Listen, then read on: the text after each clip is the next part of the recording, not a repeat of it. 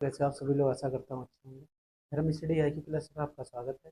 अगर चैनल को like subscribe नहीं किया प्लीज़ लाइक सब्सक्राइब कर दिया और दोस्तों को अधिक से अधिक शेयर कर दीजिए। दोस्तों, सभी लोग आशा कर रहे होंगे कि कट ऑफ कितनी जाएगी कितनी नहीं जाएगी। जिनका पेपर अच्छा हुआ वो तो बहुत खुश होंगे, और जिनका पेपर ठीक नहीं हुआ तो उन्हें दुखी होने की कोई ज़रूरत नहीं है, क्योंकि इसके बाद लगातार आपकी देखिए माननीय श्री योगी आदित्यनाथ जी ने घोषणा कर दी है कि 1 लाख पदों पर और भर्ती कराई जाएगी। उसमें आपकी 40,000 जो है वो पुलिस भर्ती आएगी, और इसमें होमगार्ड भी आएगा 30-40,000।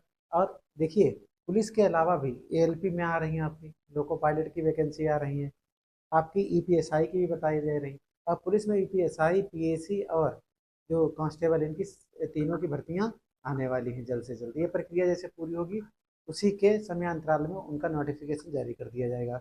अब बात करते हैं, देखिए इसमें सीआरपीएफ का भी, आईटीबीपी का, ये सब फॉर्म भरे जा रहे, तो आप फॉर्म भरते रहेंगे तो फॉर्म में चलेंगे, क्योंकि जिनका पेपर नहीं अच्छा हुआ, तैयारी तो उनकी है ही, लेकिन लगातार वो तैयारी अपनी जारी रखें।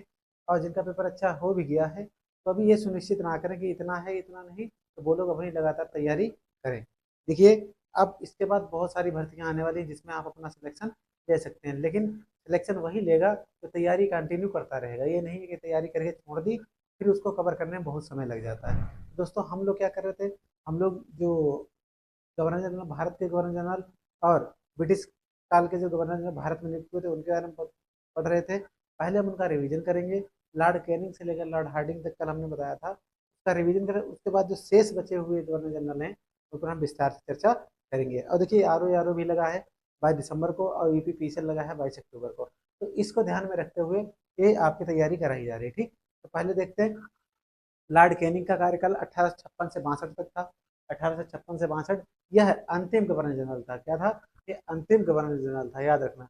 यह भारत में नियुक्त कंपनी द्वारा यह भारत में कंपनी द्वारा नियुक्त अंतिम गवर्नर जनरल था, तथा ब्रिटिश सम्राट के अधीन भारत का पहला वायसराय था, याद रखना। तो अगर पूछा जाए ब्रिटिश सम्राट के अधीन भारत का पहला गवर्नर, भारत का वायसराय कौन था, तो आप लॉर्ड कैनिंग लगाएंगे। ठीक, अगर पूछें भारत में नियुक्त कंपनी द्वारा अंतिम गवर्नर जनरल कौन था, तो आपका लॉर्ड कैनिंग था। क्लियर। अब बात करते हैं इसके समय में क्या हुआ। सबसे बड़ा एक विद्रोह हुआ, 1857 की क्रांति हुई। आप सभी लोगों को पता है किस लिए ये हुई थी, हमारे सैनिकों ने विद्रोह किया था। तो 1857 की क्रांति हुई, बाद कंपनी के हाथों से शासन, इस क्रांति का, इस विद्रोह का इतना प्रभाव पड़ा कि यहाँ से कंपनी के हाथों से शासन निकलकर ब्रिटिश सरकार ने अपने हाथों में शासन करना सुनिश्चित कर दिया कि अब ब्रिटिश सरकार शासन इस पर करेगी, कंपनी का कोई अधिकार नहीं रहा। फिर बात करते हैं, इसके समय में हाईकोर्ट एक्ट पारित किया गया था। इस हाईकोर्ट एक्ट के आधार पर 3 जगह, बम्बई, कलकत्ता, मद्रास में हाईकोर्ट की स्थापना, एक एक हाईकोर्ट की स्थापना की गई थी। वर्तमान में हाईकोर्ट कितने? 25 हाईकोर्ट है, 25वां अमरावती है। अब इसी में 1856 में ही विधवा पुनर्विवाह अधिनियम पारित किया था। इसने इसने क्या किया था? विधवा पुनर्विवाह अधिनियम पारित किया गया था। और इसके काल में क्या हुआ, मैकाले द्वारा प्रारूपित प्रारूपित आईपीसी और सीआरपीसी इसने 1859 में लागू की थी। ठीक, किसने? लॉर्ड कैनिंग ने। अब इसने व्यक्तिगत सिद्धांत को खत्म कर दिया। डलहौजी ने व्यक्तिगत सिद्धांत शुरू किया था, लेकिन लॉर्ड कैनिंग ने इस व्यक्तिगत सिद्धांत, डॉक्ट्रिन ऑफ लेफ्ट को खत्म कर दिया था। ठीक, अब बात करते हैं, इसी में 1800 ये हो गया 59 में लागू कर दिया। अब लॉर्ड कैनिंग के बाद आ जाओ लॉर्ड मेयो। देखिए, इसके बीच में एक दो आते हैं, उन्हें नहीं कराया, उनसे क्वेश्चन नहीं पूछा है, तो अब लॉर्ड मेयो के बारे में पूछते हैं। लॉर्ड मेयो का कार्यकाल 1869 से 72 ईस्वी तक था। इसने सर्वप्रथम, इसमें यही क्वेश्चन आता है कि पहली बार जनगणना किसके कार्यकाल में हुई, तो 1872 में लॉर्ड मेयो के काल में। ठीक, फिर अजमेर में इसने मेयो कॉलेज की स्थापना की। 1872 में कृषि विभाग की स्थापना की, और एक अफगान के द्वारा इसे चाकू मारकर इसकी हत्या कर दी, किसकी? लॉर्ड मेयो की। क्लियर। अब बात करते हैं, लॉर्ड नॉर्थब्रुक आ गया 1872 से 76, 4 साल तक इसका शासनकाल रहा। इसके पंजाब का प्रसिद्ध, इसके काल में पंजाब में प्रसिद्ध कूका आंदोलन हुआ था। इसका नेतृत्व किसने किया था, आपको बताना था। राम सिंह थे, उन्होंने किया था इसका नेतृत्व कूका आंदोलन का। और नॉर्थ बुक से याद रखेंगे, नॉर्थ बुक से नासे, नॉर्थब्रुक नासे सुएज नहर खुली थी, जिससे भारत और ब्रिटिश सरकार के बीच व्यापार में वृद्धि हुई। ये हो गया। फिर अगला लॉर्ड रिपन आ गया। लॉर्ड रिपन के काल काल से पहले लॉर्ड लिटन आया था। लॉर्ड लिटन, उसने क्या किया था, जो यूपीएससी था उसमें 21 वर्ष से सेवा घटाकर 21 वर्ष से घटाकर 19 वर्ष कर दी थी, लेकिन रिपन आए, उन्होंने 19 वर्ष से घटाकर जो सिविल सेवाएं थे उसकी आयु 21 वर्ष कर दी थी। तो लॉर्ड रिपन का कार्यकाल 1880 से 1884 तक था। इसके कार्यकाल में क्या हुआ, बर्नाकुलर प्रेस एक्ट को समाप्त कर दिया गया। बर्नाकुलर प्रेस एक्ट को समाप्त कर दिया गया। सिविल सेवा में 19 वर्ष से 21 वर्ष आयु निर्धारित कर दी गई। लिटन ने 21 वर्ष से 19 वर्ष कर दी थी, इनसे पहले जो आए थे। फिर ये प्रश्न पूछता है कि नियमित जनगणना किसके कार्यकाल से हुई, तो नियमित जनगणना 1881 से किसके, लॉर्ड रिपन के कार्यकाल से हुई। ठीक, प्रथम कारखाना अधिनियम भी आया था, प्रथम कारखाना अधिनियम आया और फ्लोरेंस नाइटिंगेल ने इसे किसे, लॉर्ड रिपन को भारत का उद्धारक था। क्या कहा, भारत का उद्धारक। क्लियर। अब डफरिन की बात करते हैं, 1884 से 88 तक रहा।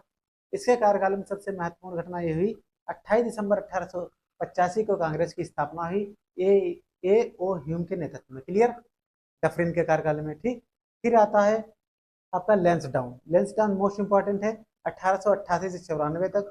लेंसडाउन से डा से डाउन याद रखना, डा से डूरंट रेखा। इसके कार्यकाल में डूरंट रेखा का निर्धारण किया गया। अब डूरंट रेखा भारत और अफगानिस्तान की सीमा को निर्धारित करती है। मैकमोहन रेखा भारत और चाइना की सीमा को निर्धारित करती है। और जीरो जो रेखा है, 0 डिग्री भारत और बांग्लादेश के बीच है। रेड क्लिफ भारत और पाकिस्तान के बीच है।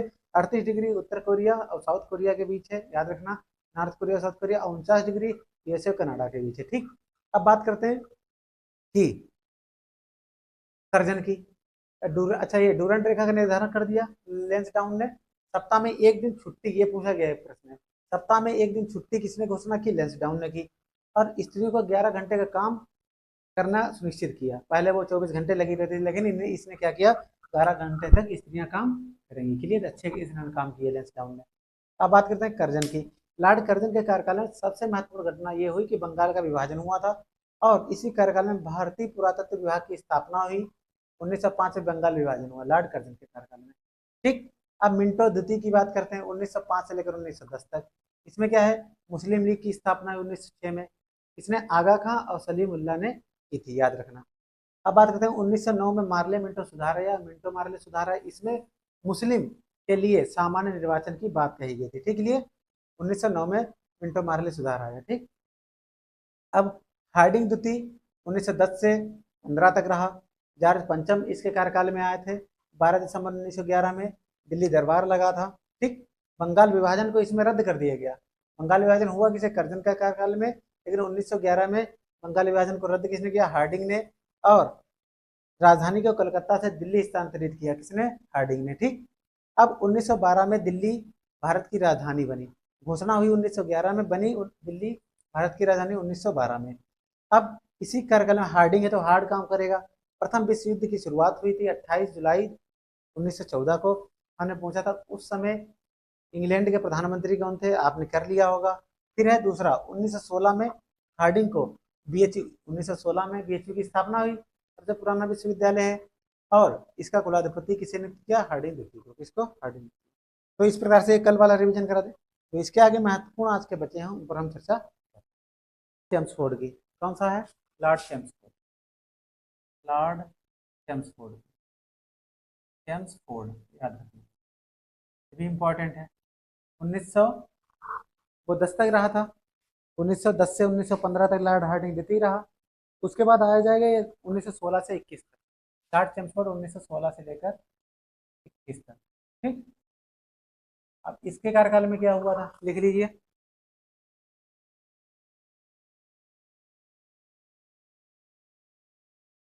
1916 में कांग्रेस का लखनऊ अधिवेशन हुआ था। कांग्रेस का लखनऊ अधिवेशन हुआ, जिसमें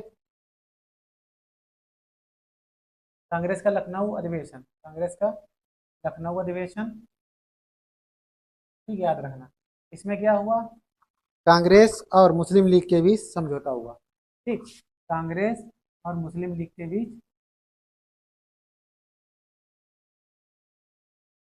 बीच,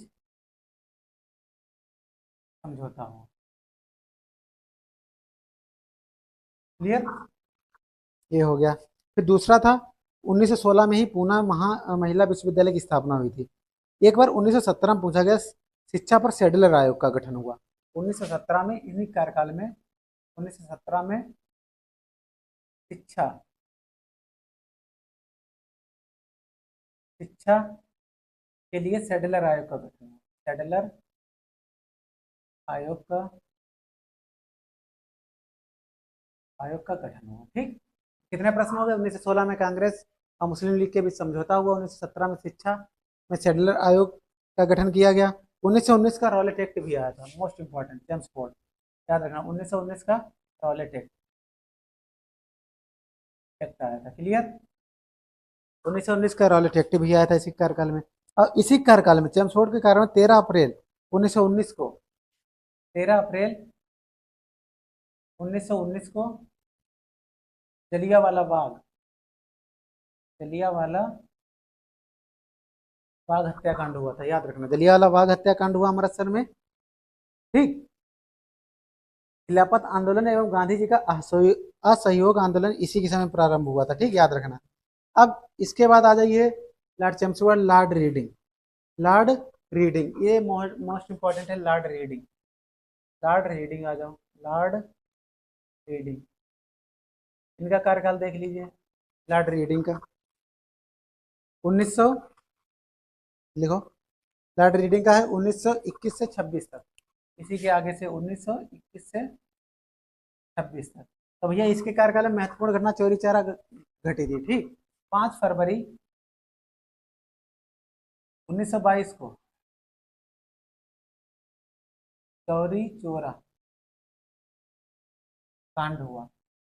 चौरी चौरा कांड हुआ किसके कार्यकाल में? रीडिंग के कार्यकाल में। चौरी चौरा कांड, अब कहाँ? उत्तर प्रदेश के गोरखपुर जिले के बाद। ठीक, फिर जब ये घटना हो गई तो महात्मा गांधी ने अपना असहयोग आंदोलन वापस ले लिया। तो ये पूछा जाता है कि महात्मा गांधी ने असहयोग आंदोलन किस घटना के बाद वापस लिया था? चौरी चौरा घटना। ठीक, कांड कहाँ है? उत्तर प्रदेश गोरखपुर, यूपी के गोरखपुर। ठीक, याद रखना। स्वराज पार्टी की स्थापना इसी कार्यकाल में हुई थी, 1923 ईस्वी में। 1923 में स्वराज पार्टी की स्थापना हुई। किसने किसने की थी? चित्तरंजन दास थे, मोतीलाल नेहरू, चित्तरंजन दास, एमएल नेहरू प्लस चित्तरंजन दास। ठीक, याद रखना। तो स्वराज पार्टी की स्थापना हुई इसी कार्यकाल में।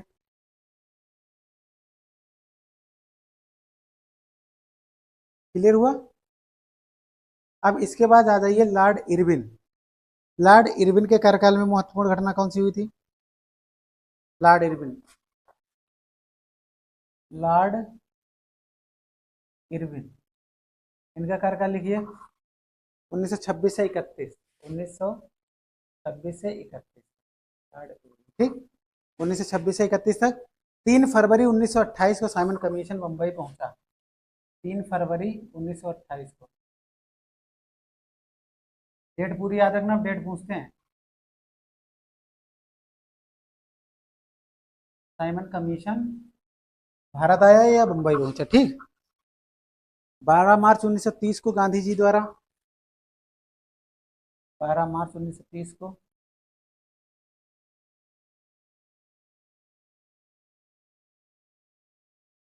गांधी जी द्वारा सविनय अवज्ञा आंदोलन प्रारंभ किया गया। कौन सा? सविनय अवज्ञा आंदोलन प्रारंभ किया गया। ठीक, सविनय अवज्ञा आंदोलन की शुरुआत कर दी महात्मा गांधी ने।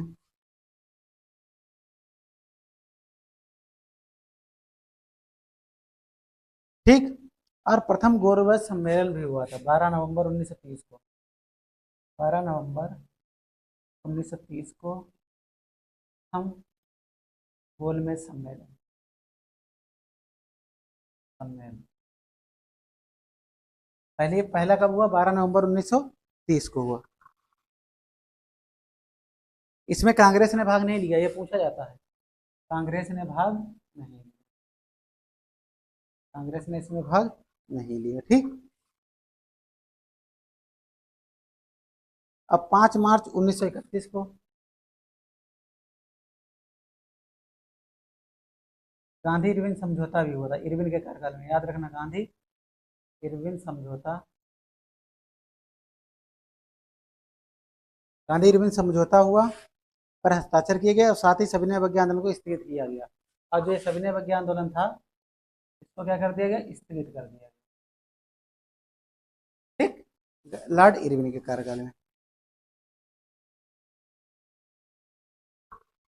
ये तो क्लियर हो गया आपका। अब बात करते हैं इसके आगे, लॉर्ड वेलिंगटन है, इतना इंपॉर्टेंट नहीं है, लेकिन लॉर्ड लिनलिथगो मोस्ट इंपॉर्टेंट है। अभी इससे क्वेश्चन पुलिस में हर शिफ्ट में आया, लॉर्ड लिनलिथगो, लॉर्ड लिनलिथगो,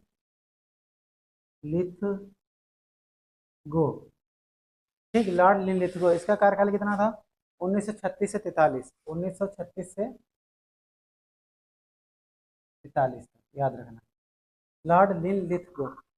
इसके समय में पहली बार चुनाव कराए गए, कांग्रेस के 11 में से 7 प्रांतों में अपनी सरकार बनाई, ठीक, प्रथम बार चुनाव हुआ, प्रथम बार चुनाव 11 में से 7 प्रांतों में कांग्रेस की सरकार बनी, ठीक। तो लॉर्ड लिनलिथगो का कार्यकाल कितना, 1936 से 43, प्रथम बार इसके कार्यकाल में पहली बार चुनाव कराए गए और कांग्रेस ने 11 में से 7 प्रांतों में जीत हासिल की, ठीक। और इसी कार्यकाल में 1 सितंबर 1939 को द्वितीय विश्व युद्ध प्रारंभ हो गया, याद रखना, 1 सितंबर 1939 को, 1 सितंबर 1939 को द्वितीय विश्व युद्ध की शुरुआत हो गई, ठीक, द्वितीय विश्व युद्ध की शुरुआत हो गई। और इसमें भारतीयों को बिना पूछे, ब्रिटिश सरकार ने बिना पूछे भारतीयों के युद्ध में झोंक दिया, जिसका विरोध कांग्रेस ने किया और नारा दिया था, ना कोई भाई ना कोई पाई, और इसने अपने द्वारा शासित प्रांतों के सभी मंत्रिमंडलों को त्याग पत्र दे दिया, ठीक। अब 1 मई 1939 को सुभाष चंद्र बोस ने, जब देखिए 1 सितंबर 1939 को द्वितीय विश्व युद्ध हुआ, अब यहीं पे एक लिख लो, 1 मई 1939, 1 मई 1939 को फॉरवर्ड ब्लॉक की स्थापना हुई, फॉरवर्ड ब्लॉक की स्थापना करी 1 मई 1939 को सुभाष चंद्र बोस ने फॉरवर्ड ब्लॉक की एक नई पार्टी बनाई और 1940 में, इसी के आगे लिखो, 1940 में लाहौर अधिवेशन हुआ और कांग्रेस, और क्या हुआ, लाहौर अधिवेशन पाकिस्तान की मांग हो गई, पाकिस्तान, 1940 में क्या हुआ, लीग के लाहौर अधिवेशन में पहली बार पाकिस्तान की मांग की गई। 8 अगस्त 1940 को अगस्त प्रस्ताव अंग्रेजों के द्वारा लाया गया, 8 अगस्त, ये भी पूछा जाता है, 8 अगस्त 1940 को अगस्त प्रस्ताव लाया कौन, अंग्रेज, अगस्त प्रस्ताव लाया कौन, अंग्रेज, ठीक, याद रखना, 8 अगस्त 1940 को। 1942 ईस्वी में क्रिप्स मिशन आया, भारत आया इसी कार्यकाल में, 1942 में क्रिप्स मिशन, कैबिनेट मिशन अलग है, क्रिप्स मिशन अलग है। तो लॉर्ड लिनलिथगो के कार्यकाल में 1942 में क्रिप्स मिशन आया, ठीक। 9 अगस्त 1942 को कांग्रेस ने भारत छोड़ो आंदोलन की शुरुआत की, 9 अगस्त 1942 को भारत छोड़ो आंदोलन, भारत छोड़ो आंदोलन की शुरुआत हुई, भारत छोड़ो आंदोलन की शुरुआत हुई 9 अगस्त 1942 को, क्लियर, ठीक, ये हो गया। लॉर्ड लिनलिथगो हो गए 1936 से लेकर 43 तक। अब इसके बाद बात करते हैं लॉर्ड बेवेल, 1944 से 47, लॉर्ड बेवेल, लॉर्ड बेवेल 1944 से 47, 1944 से 47 से लॉर्ड बेवेल, इसके कार्यकाल में क्या हुआ था, इसके कार्यकाल में शिमला समझौता हुआ 1945 में, कैबिनेट मिशन 1946 में भारत आया, याद कर लो, शिमला समझौता, शिमला समझौता हुआ, कैबिनेट मिशन आया 1946 में, याद रखना, शिमला समझौता हुआ 1945 में। और जो कैबिनेट मिशन आया था, इसके सदस्य कौन थे? स्टोपर्ट क्रिप्स थे, Pethick Lawrence, A B Alexander. Stafford Cripps, Cripps, A B Alexander, Stafford Cripps, A B Alexander. और अगले कौन से थे? पेन पैंथिक लॉरेंस, पैंथिक लॉरेंस भी थे, पैंथिक लॉरेंस। 3 सदस्य थे कैबिनेट मिशन 1946 में जो आया। ठीक। और इसी कार्यकाल में क्या हुआ, 20 फरवरी 1947 को प्रधानमंत्री लॉर्ड क्लीमेंट एटली ने लेबर पार्टी के जो थे हाउस ऑफ कॉमन्स में यह घोषणा कर दी कि जून 1948 ईस्वी तक प्रभुसत्ता भारतीयों के हाथ में सौंप दी जाएगी। ठीक, क्लीमेंट एटली ने 1947 में, क्लीमेंट एटली ने घोषणा की कि जून 1948 तक, 1948 तक सत्ता भारतीयों को सौंप दी जाएगी। ठीक, सत्ता भारतीयों को सौंप दी जाएगी। क्लियर, सत्ता भारतीयों को सौंप दी जाएगी। क्लियर हुआ? अब आ जाए लॉर्ड माउंटबेटन, मार्च 1947 से जून 1948, बस लास्ट है ये। लॉर्ड माउंटबेटन 1900 मार्च 1947 से जून 1948, 1947 से 1948, इसका कार्यकाल अंतिम ये था, याद रखना। 4 जुलाई 1947 को ब्रिटिश संसद में इटली द्वारा भारतीय स्वतंत्रता विधेयक प्रस्तुत किया गया, जिसे 18 जुलाई को स्वीकृति मिली। विधेयक के अनुसार भारत और पाकिस्तान 2 स्वतंत्र राष्ट्रों की घोषणा की गई। ठीक, भारत और पाकिस्तान, भारत और पाकिस्तान 2 राष्ट्रों की घोषणा हुई, 2 राष्ट्रों की घोषणा हुई। नंबर 1, लॉर्ड माउंटबेटन के कार्यकाल में। 15 अगस्त 1947 को भारत आज़ाद हो गया। 1947 को भारत स्वतंत्र हुआ। पूछ लेगा किसके कार्यकाल में हुआ, तो लॉर्ड माउंटबेटन। ठीक, 15 अगस्त 1947 को भारत आज़ाद हो गया। स्वतंत्र भारत का प्रथम गवर्नर जनरल ये बन गया। स्वतंत्र भारत का, ये मोस्ट इंपॉर्टेंट है, स्वतंत्र भारत का, स्वतंत्र भारत का गवर्नर जनरल, जनरल कौन बन गया? यही बन गया। स्वतंत्र भारत का गवर्नर जनरल लॉर्ड माउंटबेटन हुए। अगर स्वतंत्र भारत के प्रथम एवं अंतिम भारतीय गवर्नर पूछेगा, स्वतंत्र भारत के, स्वतंत्र भारत के प्रथम भारतीय एवं अंतिम, स्वतंत्र भारत के प्रथम भारतीय, प्रथम एवं अंतिम भारतीय कौन हुए? गवर्नर जनरल सी राजगोपालाचारी। गवर्नर जनरल कौन हुए? सी राजगोपालाचारी, राजगोपाला। ठीक,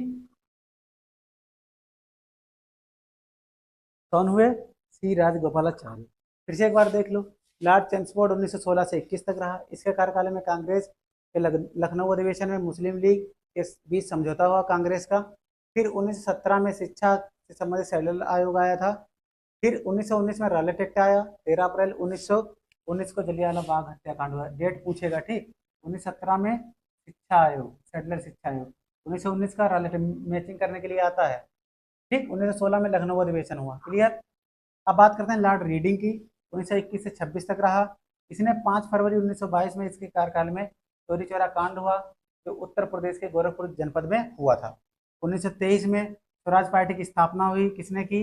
मोतीलाल नेहरू और चित्तरंजन दास, मोतीलाल नेहरू, चित्तरंजन दास। फिर इसका लॉर्ड इरविन आ गया। 1926 से 31 तक। 3 फरवरी 1928 को साइमन कमीशन भारत आया। 12 मार्च 1930 को क्या हुआ? गांधी जी द्वारा सविनय अवज्ञा आंदोलन की शुरुआत की गई। याद रखना, 12 मार्च 1930।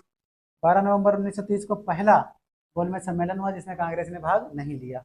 फिर 5 मार्च 1931 को गांधी इरविन समझौता हुआ और इसी समझौते के आधार पर सविनय अवज्ञा आंदोलन को स्थगित कर दिया गया। ठीक, अब लॉर्ड लिन लिथगो मोस्ट इंपॉर्टेंट है, अभी इससे प्रश्न पूछे गए पुलिस में 1936 से 43 तक। प्रथम बार इसमें चुनाव हुआ और 11 प्रांतों में से 7 में कांग्रेस की सरकार बनी। ठीक, तो पहला चुनाव किसके कारण? लॉर्ड लिन लिथगो का कारण।